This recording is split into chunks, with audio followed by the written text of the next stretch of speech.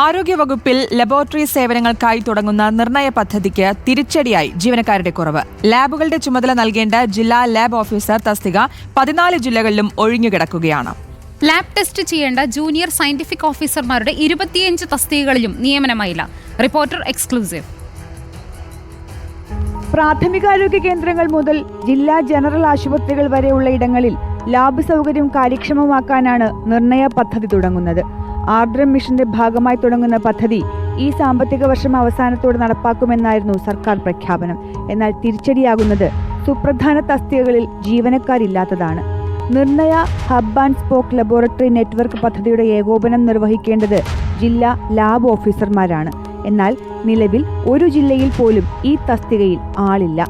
സർക്കാർ പദ്ധതി അനുസരിച്ച് virus, genetic variation, antibiotic sensitivity, TB, cancer രോഗനിർണയം തുടങ്ങിയ പ്രത്യേക പരിശോധനകൾ ചെയ്യേണ്ടത് ഓരോ ലാബിലെയും ജൂനിയർ സയന്റിഫിക് ഓഫീസർമാരാണ്. സംസ്ഥാനത്ത് ആകെയുള്ള 28 ജൂനിയർ സയന്റിഫിക് ഓഫീസർ തസ്തികയിൽ 25ഉം ഒഴിഞ്ഞുകിടക്കുകയാണ്. നിലവിൽ പ്രവർത്തിക്കുന്ന ലാബുകളിൽ പോലും ആവശ്യത്തിന് ജീവനക്കാരില്ലാത്ത സ്ഥിതിയിലാണ് പുതിയ നിയമനം നടത്താതെ പദ്ധതി തുടങ്ങാനുള്ള നീക്കം. എന്നു മാത്രവുമല്ല, കുറഞ്ഞ ചെലവിൽ മികച്ച പരിശോധന തേടിയെത്തുന്ന രോഗികൾക്ക് സ്വകാര്യ സ്ഥാപനങ്ങളെ ആശ്രയിക്കേണ്ട സ്ഥിതിയുമുണ്ടാകും. നിർണയ പദ്ധതി പ്രകാരം പ്രാഥമികാരോഗ്യ കേന്ദ്രങ്ങളിലും കുടുംബാരോഗ്യ കേന്ദ്രങ്ങളിലും 62 പരിശോധനകൾ നടത്തും.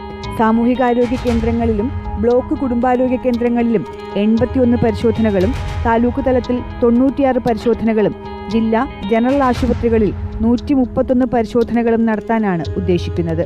15ാം ധനകാര്യ കമ്മീഷന്റെ ഫണ്ടും മറ്റ് ലഭ്യമായ ഫണ്ടുകളും ഉപയോഗിക്കാനാണ് തീരുമാനം. ആശയമുണ്ട്, ഫണ്ടുണ്ട്, പക്ഷേ അത് പ്രാവർത്തികമാക്കാൻ ജീവനക്കാരില്ലെങ്കിൽ പദ്ധതി തുടക്കത്തിലെ പാളും എന്നുള്ള സാമാന്യബോധം അധികൃതർക്കുണ്ടായാൽ ആ ഒരു പേരുദോഷം ഒഴിവാക്കാനാകും.